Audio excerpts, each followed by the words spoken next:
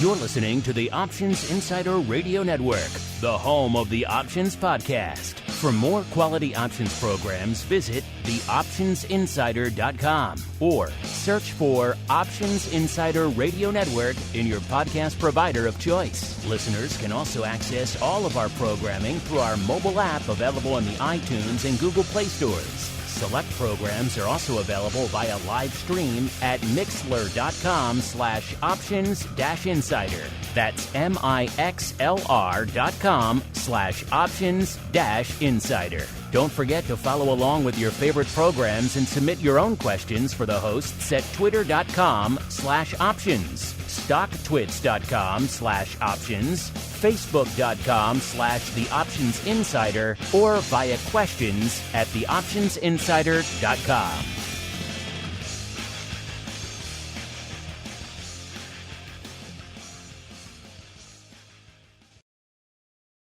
You wanted it, you got it. A radio program that helps teach you options trading inside and out, basic to complex.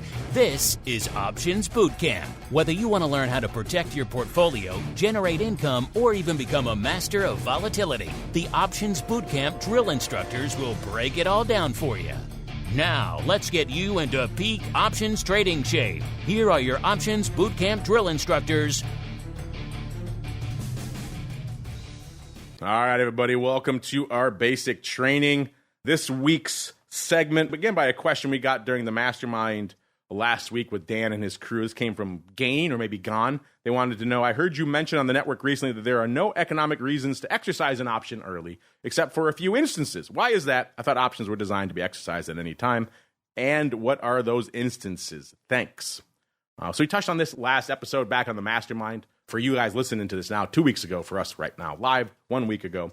But we thought it was worthwhile revisiting those scenarios on, Dan, effectively when you should and should not exercise your options. And the latter part of that is easy. When you should not exercise your options is really pretty much 99.9% of the time. You should not exercise your options early, really ever, except for these handful of examples we're going to give you right now.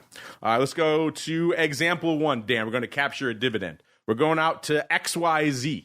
And XYZ, in our example, trading for $10. You're long, a call expires in a month. It's on the 10 strike as well. So it's an at-the-money call right now. So you're long a 1 month 10 strike call. In our example, it's trading for around 50 cents. You get a nice amount of juice for that call. You're holding this option. All of a sudden, XYZ declares a dividend. It's going to be payable next week in the amount of 25 cents per share. Dan, should our listeners out there, should they exercise or should they not? It could be a little fun game show you can make on the show. Exercise or not. You hit the button, no whammies, all kinds of fun. What do you think? Let's see here. So if XYZ is trading for 10, you're long a 1 month 10 straight call. It's currently worth 50 cents. Yeah, no exercise in there. No exercise at all. Why, sir? Because you're giving up 50 cents worth of time value, and the dividend is only 25 cents. So you're gonna lose 50 cents, gain 25 cents. So you're down 50 cents. Yeah. Not a good do, as you used to say, over there on the trading floor. Yes, Dan is exactly right here, listeners. He wins our first round of exercise or not, Dan. Fabulous prizes. You're going to move on to the showcase. You can win a camper. Does that sound exciting? Woohoo! An RV. All right. But why is that the case, listeners? Again, Dan mentioned it. You're exercising your call. Now, what happens with that? You exercise a call. You're effectively selling it for the intrinsic value, whatever meat is on that bone. In our example, there is no intrinsic value. It's an at-the-money call. So there's no meat. So let's say the stock was trading at $10.10. There would be 10 cents of intrinsic value. Nope. You are selling it for effectively nothing in our example. So a 50-cent option, you could turn around right now and selling in the marketplace for 50 cents, you are effectively giving away for nothing. That's why we say there's almost never an economic reason to do this. Unless in this example, that dividend was pretty juicy. Remember, call owners don't get the dividend, share owners do. So in this case, if you were to exercise and transfer your calls into shares, you would now be getting money. But in this example, you're getting 25 cents. So remember, you have one call that's on 100 shares. So that's $50 that call would be worth if you sold it in the open market versus 100 shares at 25 cents a share. You'd only be collecting $25. So you net out $25 there. So not a good do, as we used to say. Let's go to example 2 now, Dan.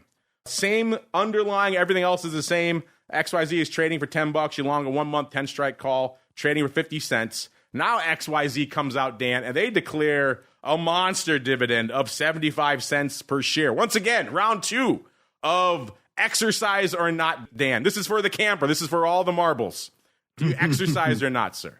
Well, this one ends up having some value because when you exercise, again, you give up the time premium. So you're giving up 50 cents, but you're getting a 75-cent dividend.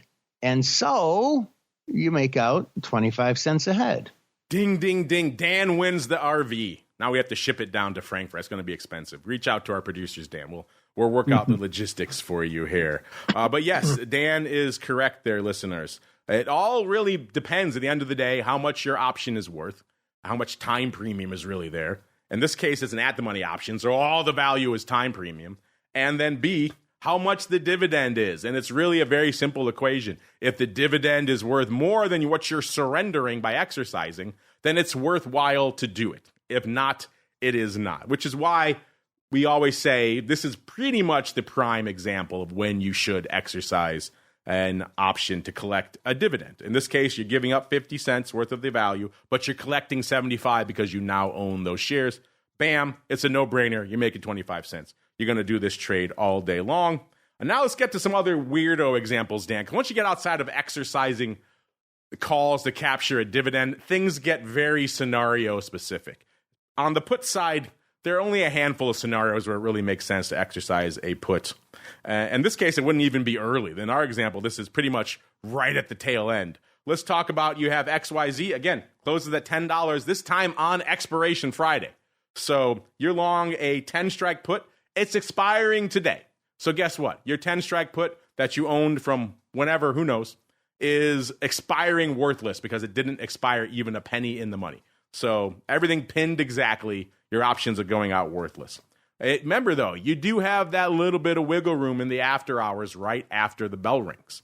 And in that time frame, in our scenario here, XYZ announces some terrible news, whatever it is, CEO stepping down, reduced guidance, whatever it might be. Stock gets crushed down to $8 immediately in the after hours. Now, what do? That put was worthless. Does it make sense now to maybe exercise that thing and get short some stock? And the answer in this scenario is heck yes. Stock drops to $8 in the after hours, so you can buy all you want for $8.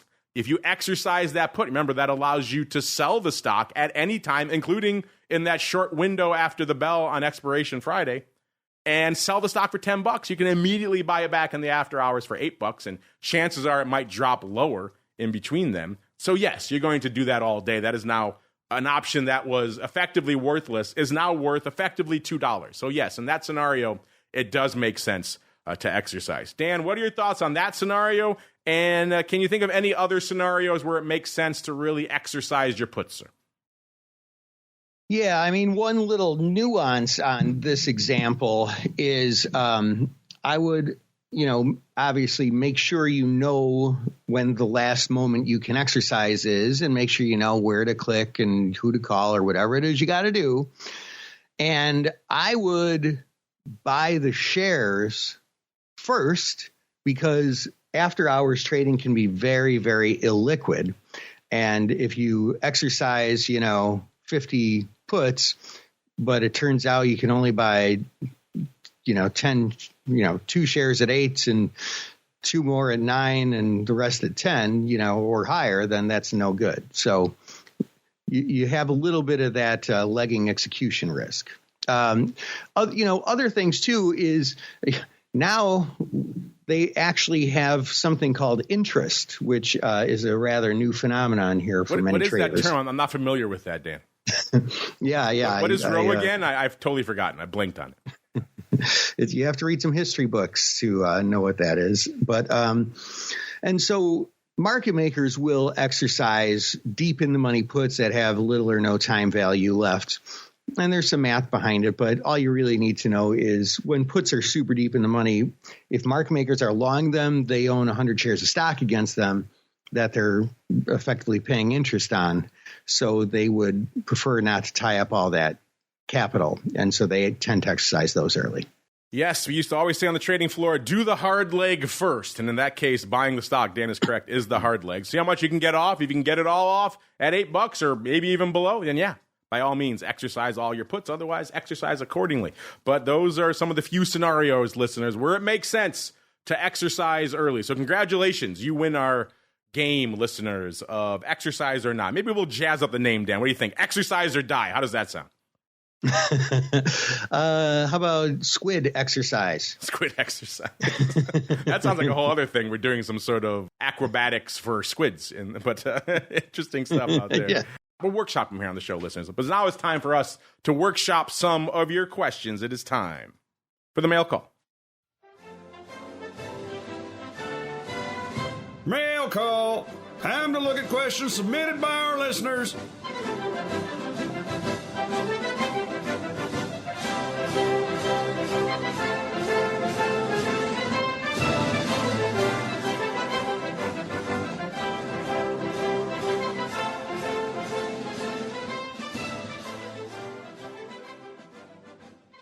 All right, everybody, welcome to the mail call. See how many of you we can squeeze in here before Dan has to lickety-split. Let's go out to Lambert first, maybe Lambert. They want to know, is there a particular time of day that is the best or most popular, or you just prefer to trade your options? A lot of people like to put stuff on in the morning.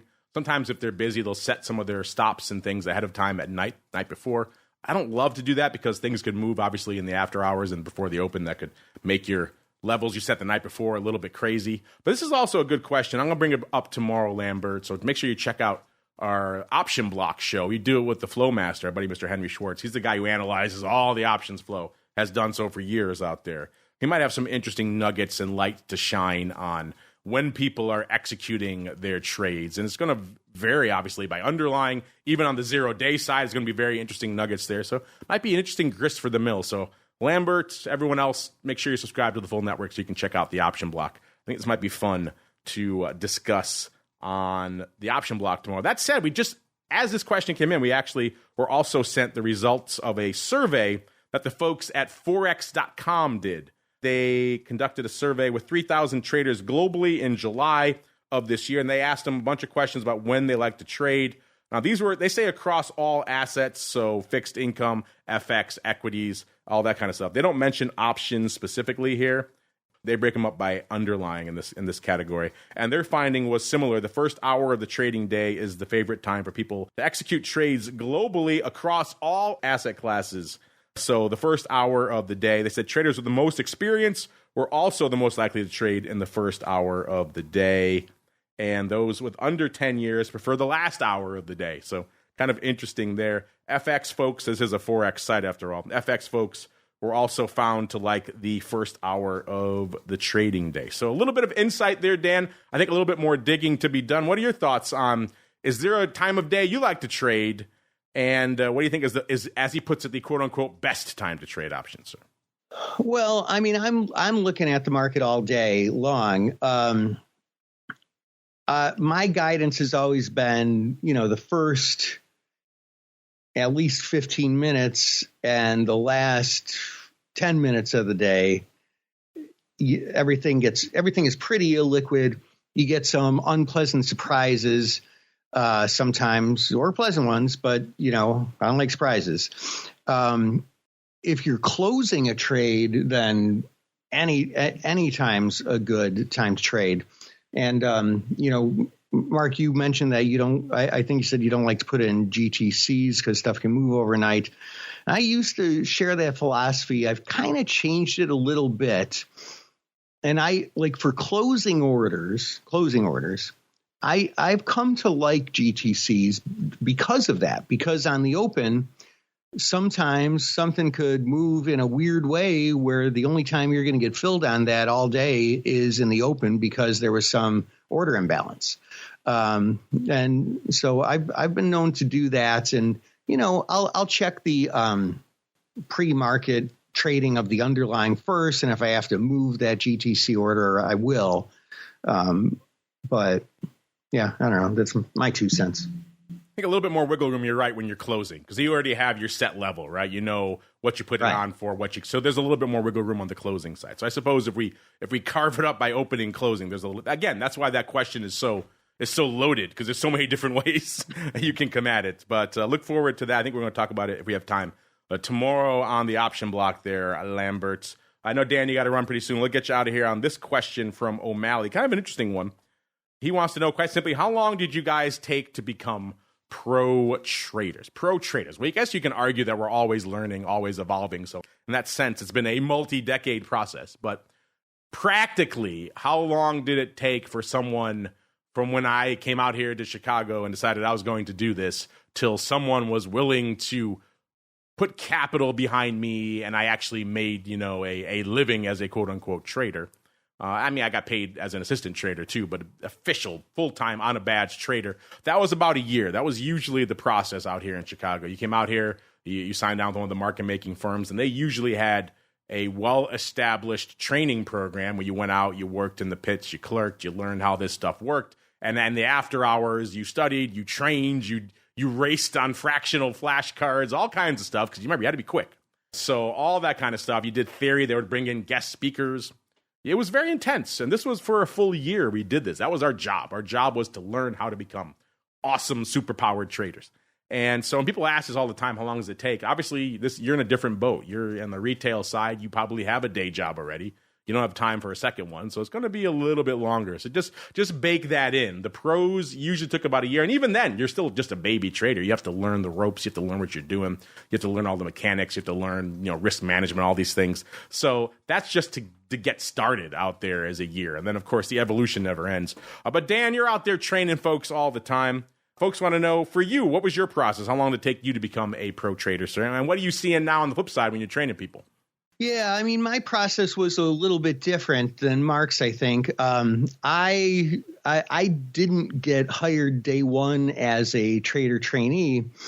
I just, I went to explore what career paths there were on the trading floor. And so I did it old fashioned. I went and knocked on doors and took whatever job I could get just to get on the trading floor. And then, it took me a little bit of time to figure out what was going on. Is this even something that's viable for somebody whose uncle isn't a trader already? So I worked some kind of BS jobs for the first year for sure, and then maybe even the first 2 years.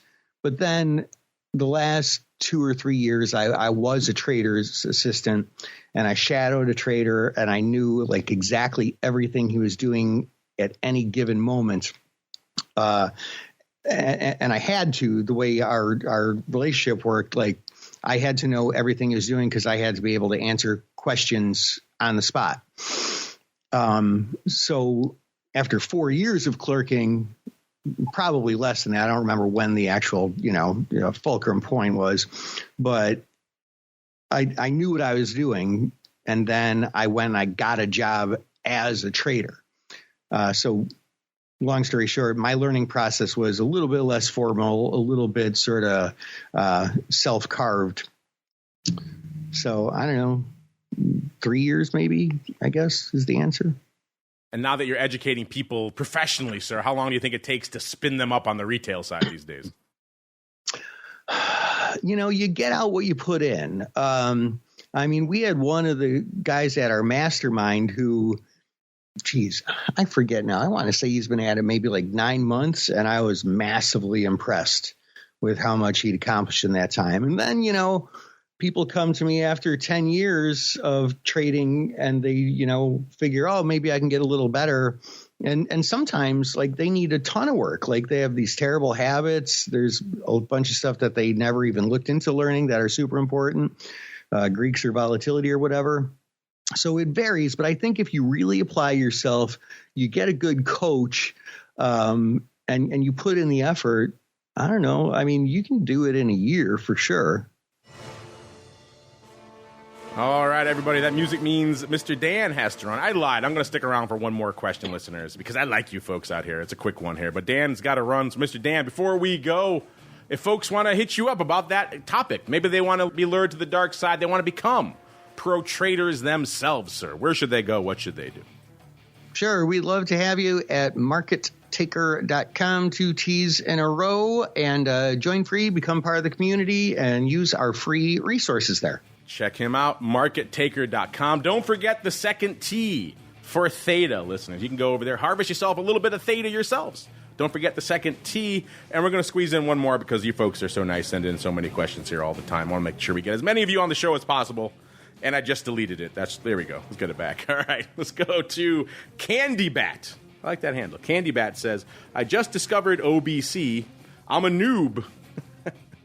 So what other shows should I be listening to on the network? First off, you're hard on yourself there, Candy Bat. You've taken this first proactive step, so ballyhoo for you. You realize you need to learn more, but you're just intrigued about these products. You've done some of the initial legwork, so you should pat yourself on the back for that. OBC, you can't go wrong with this show. The show's been running for over a decade. It is very much the flagship options educational program out there. I put this up against any other show from an educational perspective out there.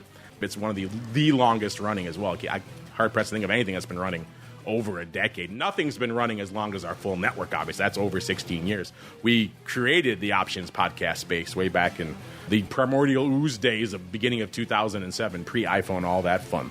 But your other part of your question is what other shows should you be listening to? Well, my first go-to suggestion, I often said it was the sister show to this one, is Options Playbook Radio, a.k.a. OPR. That show right now is on hiatus. Brian is kind of between gigs at the moment, shall we say. But that doesn't mean there isn't a great archive of hundreds of episodes that are mostly evergreen for you to go check out on that show. So I would definitely, if you're going to invest the time to consume the full catalog of OBC, and I see the numbers. I know how many people are doing that. You're coming in, you're discovering OBC, you're going back all the way to episode 1. That's why for the last 2 years on our network, episode 1 of this show from over a decade ago has been our number 1 episode. It's fascinating.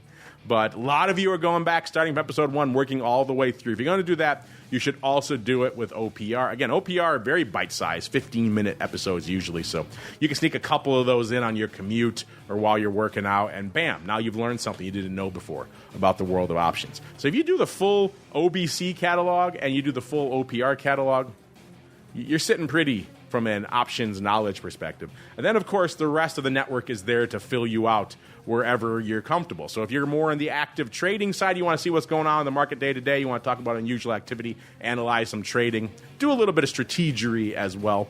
Then, of course, the option block I mentioned, we're coming back tomorrow with the Flow Master to tackle more about that question from Lambert, which was a good one. That one runs twice a week, Mondays and Thursdays. We do that now with our friends over there at SIBO. That's a fun one. And then if you're into, let's say we were talking earlier on our survey question about energy options and commodity options. If you're into that stuff, you're onto the futures options front. This Week in Futures Options every Thursday. These are all, of course, available on demand as well. So if you just subscribe to the On Demand Network, you'll get them all.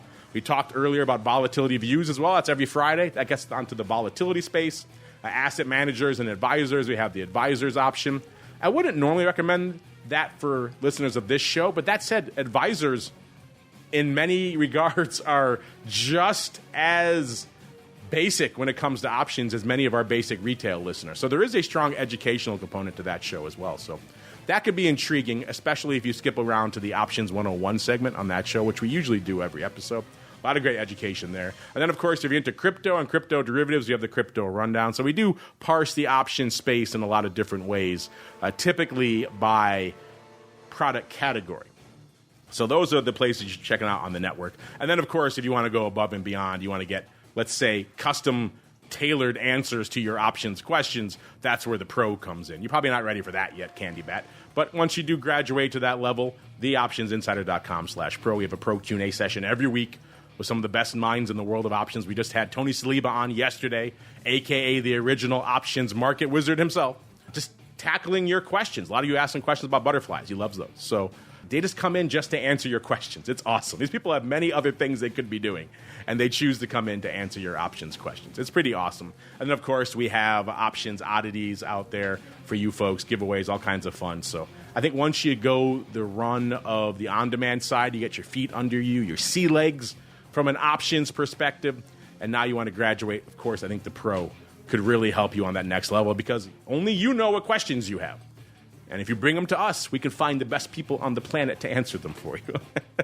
It's a pretty cool thing. You know, we put this whole network together. We have some pull now. We can get people to come in to answer your questions. So if you want to hear, let's say, I don't know, Tony Saliba or Scott Nations or all these guys come in, Jack Schwager, the original author of Market Wiz, all these people come in to answer your questions out there. We can make them do it. So theoptionsinsider.com/pro. It's pretty fun. It's pretty cool, if I do say so myself. All right, that's going to do it for us today on the network. Thanks for joining us in the Pro, for all of you who hung out for the doubleheader. Thanks to all of you on the on-demand side who joined us for episode 2. Back again tomorrow, as I mentioned, for the option block in the morning, then This Week in Futures options after that, and then Friday volatility views, and then after that for the pro folks, options oddities. Then we're back again next Monday with the crypto rundown and episode 1 of the option block, all the way through to next Education Wednesday, another episode of Options Bootcamp. Stay safe out there, everybody. You're listening to the Options Insider Radio Network, the home of the Options Podcast. For more quality options programs, visit theoptionsinsider.com or search for Options Insider Radio Network in your podcast provider of choice. Listeners can also access all of our programming through our mobile app available in the iTunes and Google Play stores. Select programs are also available via live stream at mixlr.com/options-insider. That's mixlr.com/options-insider. Don't forget to follow along with your favorite programs and submit your own questions for the hosts at twitter.com/options, stocktwits.com/options, facebook.com/theoptionsinsider, or via questions@theoptionsinsider.com.